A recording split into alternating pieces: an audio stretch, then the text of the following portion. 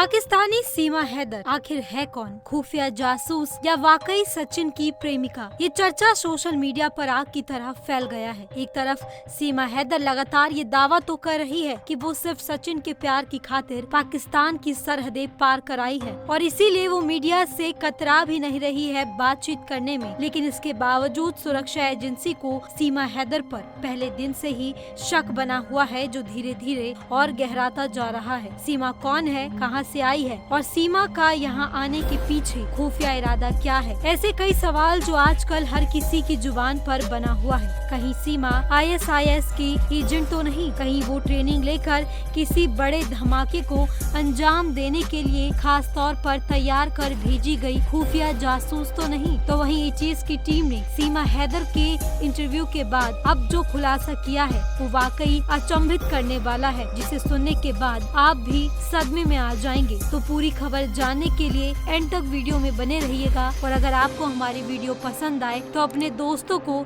जरूर शेयर कीजिएगा।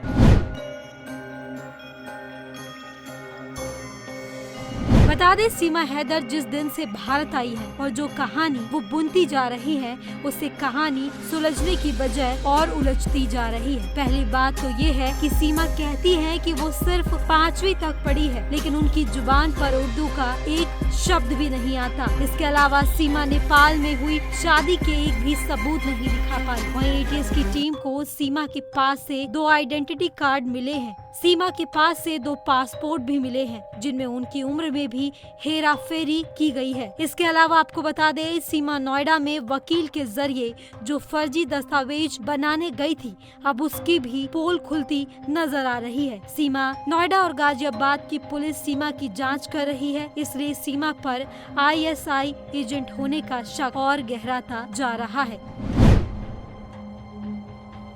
वहीं इन दिनों पाकिस्तान के सोशल मीडिया इन्फ्लुएंसर शान अली ने नेपाल के रास्ते अपने 4 बच्चों के साथ भारत पहुंची सीमा हैदर के बारे में बड़ा खुलासा किया है। करीब 1 महीने पहले हिंदू धर्म को कबूल करने के साथ ट्विटर पर घर वापसी की घोषणा करके शान अली ने सोशल मीडिया पर सनसनी फैला दिया था। अब शान अली ने साफ कहा है कि सीमा हैदर बिल्कुल पाकिस्तान की खुफिया एजेंसी ISI की एजेंट हो सकती है। उन्होंने अपने YouTube पर कहा कि जिस तरह से सीमा हैदर बातें कर रही है, उससे वो साफ फ्रॉड लग रही है। शान अली ने YouTube पर दावा किया कि वो दिखावे के लिए हिंदू धर्म में कन्वर्ट होने की बात कर रही होगी। अगले साल इंडिया में इलेक्शन है और पाकिस्तान माहौल को खराब करना चाहता है।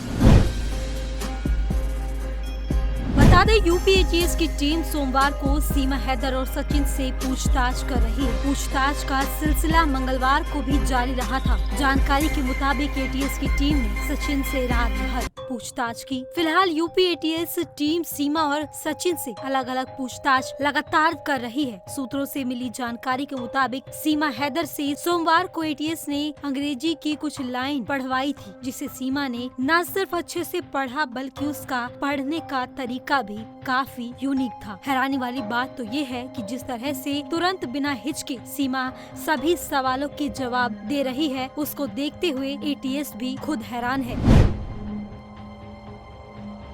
आपको बता दें, ATS इस बात की जांच कर रही है कि कहीं सीमा को कोई गाइड तो नहीं कर रहा। ऐसी भी जानकारी सामने आई है कि सीमा हैदर का भाई कराची में पोस्टेड है और आर्मी में है। उसका नाम आसिफ है। फिलहाल शायद आसिफ ने नौकरी छोड़ दी है। सीमा का चाचा भी आर्मी में किसी बड़े पद पर तैनात है और इस्लामाबाद में पोस्टेड है। इतना ही नहीं, सीमा बार बार अपने बयानों से भी पलटी मार रही है। वहीं ATS ने जब जांच पड़ताल की तो उसमें पता चला कि उनके फोन से कई वीडियो और करीब 700 चैट भी डिलीट किए गए हैं। इतना ही नहीं, 5वीं फेल सीमा ने ATS के सामने फराटेदार अंग्रेजी भी पढ़ी, जो काफी हैरान करने वाला था।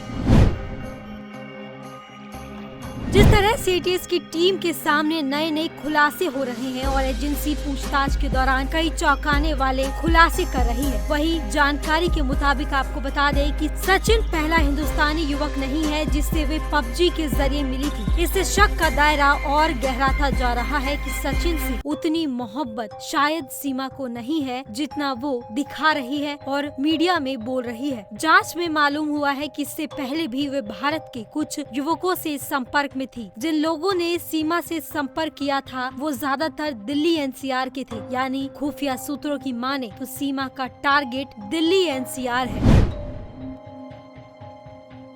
इसके अलावा आपको बता दें कि छानबीन में सामने आया है कि सीमा ने अपनी पाकिस्तान की सिम भी तोड़कर फेंक दी थी। उसने इस फोन और सिम का डेटा भी डिलीट किया। भारत आने के रास्ते में उसने शारजहां और काठमांडू में सिम खरीदे। सीमा के पास खुद का एक्टिव फोन था, लेकिन वो पाकिस्तान से सचिन को कॉल अनजान व्यक्ति के हॉटस्पॉट से करती थी। सचिन के पास भी एक टूटा हुआ फोन मिला है। वही 18 जुलाई को लगातार दूसरे दिन यूपी एटीएस सचिन सीमा को अपने साथ कथित सेफ हाउस ले गई। यहाँ दोनों से पूछताछ की गई। यूपी एटीएस को सीमा हैदर के पास से 4 मोबाइल फोन चालू हालत में मिले और एक टूटा हुआ फोन भी बरामद हुआ। सीमा हैदर के पाकिस्तानी नंबर वाले फोन का डेटा डिलीट किया गया है। इन तीनों फोन का डेटा रिकवर किया जा रहा है, जिसके बाद ही सीमा आखिर कौन है और ये सब वो किस लिए कर रही है, पूरे मकसद का भेद खुल पाएगा।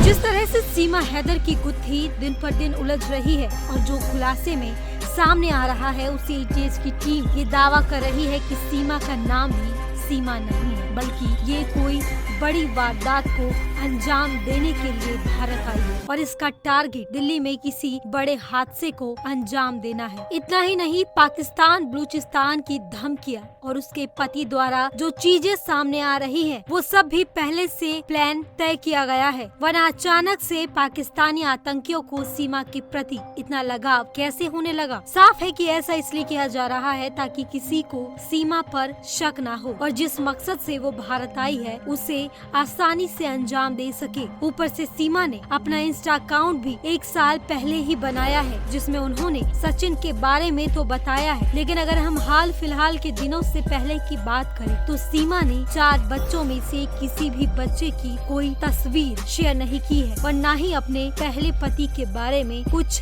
जानकारी दी है। मानो ये बच्चे भी सीमा के नहीं किसी और के हो और सीमा बतौर उन्हें मोहरे के तौर पर इस्तेमाल करने के लिए हिंदुस्तान लाई है।